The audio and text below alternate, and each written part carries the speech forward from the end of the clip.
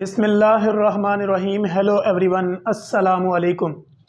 अगर आपको knee joint pain है या आपके बॉडी के जॉइंट्स के अंदर जोड़ों के अंदर दर्द रहता है, आपके घुटनों में दर्द होता है, आपके इंक्लेंट जॉइंट के अंदर पेन होता है, या आपकी उंगलियों के पोरों में या उंगलियों की जो हड्डियां हैं, जोड़ हैं, इनमें अगर दर्द होता है, या गर्दन के मोरों में अगर दर्द रहता है, तो ये आज की वीडियो आपके लिए है। बेसिकली जब भी आपकी बॉडी के अंदर कैल्शियम डेफिशिएंसी होती है या विटामिन डी की डेफिशिएंसी होती है, तो आपकी बॉडी के अंदर पेन निकलना शुरू होता है। इसी तरह आपकी बॉडी के तमाम जॉइंट्स के अंदर पेन निकल सकता है, और ख़ुसूसन आपके नी जॉइंट यानी जो आपके घुटने हैं, इनके अंदर दर्द का होना, या आपके शोल्डर में दर्द का होना, या आपके एल्बो जॉइंट के अंदर दर्द का होना, या आपके रेस्ट जॉइंट के अंदर दर्द का होना, या आपके गर्दन के जो मोरे हैं उनमें अगर दर्द निकलती है, तो इसकी जो रीज़न होती है वो बेसिकली मल्टीपल काजेज़ होती हैं। एक तो ये हुआ कि अगर आपका वेट बढ़ गया, वज़न बढ़ गया, ओबीज हो गए, मोटापे का शिकार हो गए, तो भी आपके नी जॉइंट में दर्द हो सकता है। और इसी तरह आपके गर्दन के मोरों में दर्द हो सकता है, और लो बैक पेन भी निकल सकता है। अगर इसी तरह अगर आप बाइक चलाते हैं, राइडर का काम करते हैं, या ऑफिस में आपकी सिटिंग की पोजीशन ठीक नहीं है, तो आपके गर्दन के मोरों में दर्द निकल सकता है और आपके लो बैक में पेन हो सकता है। अगर आप मजदूरी करते हैं या कोई ऐसा काम करते हैं, खेती बाड़ी का काम करते हैं, एग्रीकल्चर से वाबस्ता हैं, या कोई बिल्डिंग मटेरियल का काम करते हैं, तो भी आपके जॉइंट्स के अंदर पेन निकल सकता है, आपके मस्कुलर पेन हो सकती है।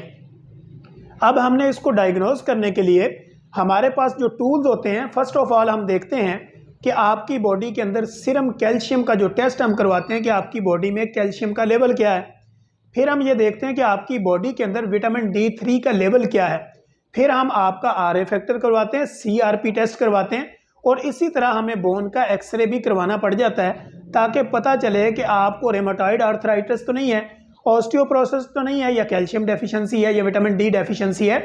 अगर इनमें से कोई भी आपको मसला होता है तो परेशान होने की ज़रूरत नहीं है। ये सारी की सारी जो बीमारियां हैं, जो अलामतें हैं, ये काबिले इलाज हैं। अब हम इसके लिए करते क्या हैं, जब भी पेशेंट हमारे क्लिनिकल ट्रायल में रिपोर्ट होता है, तो हम उसको सबसे पहले जो उसकी लाइफ चेंजिंग करने की कोशिश करते हैं, उसकी लाइफ मॉडिफिकेशन करते हैं, और उसकी डाइट हैबिट्स बताते हैं। फिर उसकी फैमिली हिस्ट्री को मेंटेन करते हैं, तो तब जाके हम उसको प्रिस्क्रिप्शन लिखते हैं, यानी उसका एक नुस्खा लिखते हैं जिसमें उसकी दवाइयाँ एडजस्ट की जाती हैं। सम कंडीशन में हम आपको मल्टीविटामिन भी ऐड करते हैं, कैल्शियम भी ऐड करते हैं, विटामिन D3 के लेवल भी देते हैं, और इसी तरह साथ में हमें जो है वो आपको पेन किलर भी देनी पड़ती हैं और मिनरल्स भी देने पड़ते हैं। ख़ास तौर पे सम टाइम में हमें आपको इंजेक्ट भी करना पड़ता है। वो डिपेंड करता है, पेशेंट टू पेशेंट वेरी करता है। जब भी हम कोई वीलॉग रिकॉर्ड कर रहे होते हैं, तो इसका मतलब ये नहीं होता कि ये सब के लिए एक ही है। ये बेसिकली हम एक स्टैंडर्ड बता रहे होते हैं कि जब भी किसी पेशेंट में इस तरह की कोई अलामतें हो, कोई सिम्टोमेटिकली चेंजिंग हो, या उसकी बॉडी में कोई इस तरह का ज़ाहिर हो, तो ये कैफियत अगर हो तो उसमें से ऐसी कैफियत हो सकती है, ना कि हर मरीज़ की एक जैसी। तो पेशेंट टू पेशेंट वेरी करता है, क्लिनिक पे पेशेंट टू पेशेंट उसका इलाज बिल्कुल डिफरेंट होता है। सबसे पहले अगर आपको विटामिन D डेफिशिएंसी है या जॉइंट में पेन रहता है, तो आपने प्रॉपर जो है वो सनलाइट लेनी है, यानी आपने धूप लेनी है।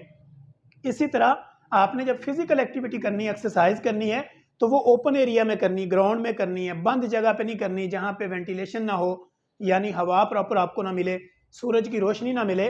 तो ऐसी जगह की जो एक्सरसाइज है या वॉक है, उसकी वो अफादियत नहीं होती जो आपको खुले ग्राउंड के अंदर या किसी पार्क में या खुली जगह पे जहाँ पे आपको वेंटिलेशन भी मिले, हवा का अखराज भी हो, और डायरेक्ट जो है वो धूप भी आपको लगे।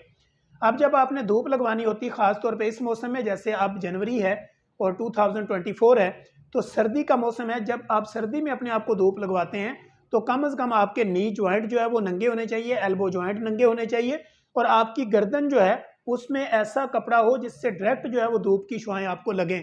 ना कि आपने अगर बुक्कल मारी हुई है, अपने ऊपर चादर ली हुई है, बहुत ज़्यादा कपड़े पहने हुए, तो आप धूप में बैठें तो वो आपको वो वाला फ़ायदा नहीं होता, या उस तरह से विटामिन D जो है वो आप कैप्चर नहीं कर पाते, जिस तरह के आप अपने कपड़ों की तादाद को कम करके या नॉर्मल करके अपनी बॉडी को प्रॉपर विटामिन D3 दे सकते हैं।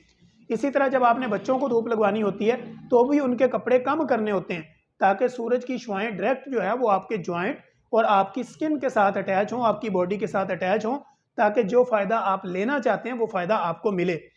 इन केस के अगर इस तरह का सूरत हाल नहीं होती या सूरज प्रॉपर नहीं मिलता, तो फिर आज के मौसम में आपने किन्नू का इस्तेमाल, मौसमी का इस्तेमाल और जो आपके संतरे होते हैं, यानी जो आपके जितने भी तुर्श जायके वाले फ्रूट्स होते हैं, ये सब में विटामिन सी वाफर मुकदार में पाया जाता है। और विटामिन डी के लिए आपको पता है कि मार्केट के अंदर बेशुमार इंजेक्टेबल भी मौजूद हैं, ड्रॉप्स भी हैं, कैप्सूल भी हैं, जो कि आप ले सकते हैं। एक नॉर्मल इंसान को 800 इंटरनेशनल यूनिट से लेके 1000 इंटरनेशनल यूनिट विटामिन D3 का लेवल चाहिए होता है। और इसी तरह बच्चों को 400 इंटरनेशनल यूनिट पर डे की रिक्वायरमेंट होती है। जब बच्चा पैदा होता है पहले दिन से लेके तो उसकी आखिरी दिन तक, यानी जब तक वो बुढ़ापे में जाता है, तब तक उसको कंटिन्यू विटामिन डी की भी जरूरत होती है, कैल्शियम की, मैग्नीशियम की, फास्फोरस की, मिनरल्स की और विटामिन की। जब आपकी बॉडी में ये शॉर्टेज होती है तो आपके ज्वाइंट में पेन निकलता है, आपकी बॉडी में पेन निकलता है, आप कॉम्प्लिकेशन में जाते हैं और फिर जाके आपको इंजेक्ट करवाना पड़ता है। इवन के नी रिप्लेसमेंट, यानी आपके गोडे चेंज करने पड़ते हैं, आपका हिप ज्वाइंट चेंज करना पड़ता है सर्जरी के जरिए, और इसी तरह आपके मोरों के ऑपरेशन तक करने पड़ते हैं। अगर आप अपने आप को इन तमाम कॉम्प्लिकेशन से महफूज रखना चाहते हैं, बचाना चाहते हैं, तो अपनी डाइट पैटर्न को बदलें, अपनी लाइफ मॉडिफिकेशन करें और आपने अपने डाइट प्लान के अंदर मिनरल्स और विटामिन से भरपूर ग़िज़ाओं का इस्तेमाल करें। और जितना भी आपका फास्ट फूड है या बहुत ज़्यादा बेदरेग कोल्ड ड्रिंक का इस्तेमाल है उसको बंद करें। Vegetable, fruits, egg, dry fruits और मटन, बीफ, चिकन, इसकी मकदार गुड क्वालिटी, कम क्वांटिटी अपनी बॉडी में इनटेक करें, तो आपकी बॉडी पे आने वाले तमाम असरात से आप अपने आप को महफूज रखेंगे। हम इंशाल्लाह कोशिश करेंगे कि अपने नेक्स्ट एपिसोड के अंदर एक नई इन्फॉर्मेटिव वीडियो के साथ दोबारा हाजिर होंगे। इससे पहले कि अगर आपको हमारी ये वीडियो पसंद आती है तो इसको लाइक करें, शेयर करें, ताकि हमारी आवाज़ को मज़ीद ताकत बख्शें, ताकि हम अपने पैगाम को अच्छे अंदाज में आप लोगों तक पहुँचा सकें। Thank you so much.